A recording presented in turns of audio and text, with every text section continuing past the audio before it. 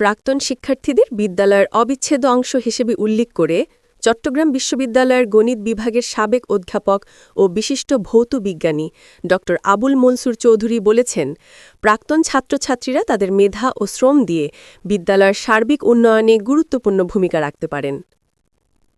শনিবার ২৯ ডিসেম্বর নগরীর চান্দগাঁও সানোয়ারা ইসলাম বালক উচ্চ বিদ্যালয় মিলনায়তনে বোয়ালখালীর ঐতিহ্যবাহী গোমদণ্ডী পাইলট মডেল উচ্চ বিদ্যালয়ের প্রাক্তন ছাত্রছাত্রী পরিষদ গঠনকল্পে আয়োজিত এক প্রস্তুতি সভায় প্রধান অতিথির বক্তব্যে তিনি একথা বলেন।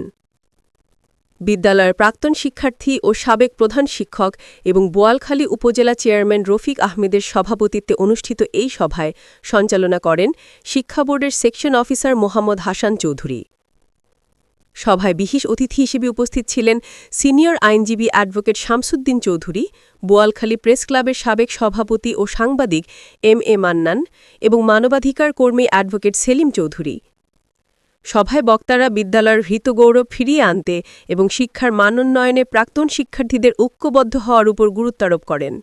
এ সময় অন্যান্যের মধ্যে উপস্থিত ছিলেন শিক্ষক ও সাংবাদিক মঞ্জুর আলম মাস্টার, আনোয়ার হোসেন চৌধুরী, অধ্যাপক মোহাম্মদ জাহাঙ্গীর আলম, এস.এম. নাজিমউদ্দিন টিপু, মোহাম্মদ নূর হোসেন, মোহাম্মদ ইউসুফ নবী, সুলতান মাহমুদ, মোহাম্মদ ওমর ফারুক, মোহাম্মদ আবু জাহেদ, মোহাম্মদ কপিল উদ্দিন মুন্সি, আব্দুল মালেক চৌধুরী, নুরুল আলম ও মোহাম্মদ ইয়াকুব সহ সাংবাদিক সুশীল সমাজের নেতৃবৃন্দ।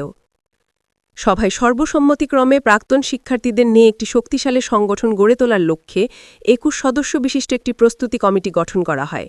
এতে শিক্ষক ও সাংবাদিক মঞ্জুর আলম মাস্টারকে আহ্বায়ক এবং মোহাম্মদ হাসান চৌধুরীকে সদস্য সচিব নির্বাচিত করা হয়।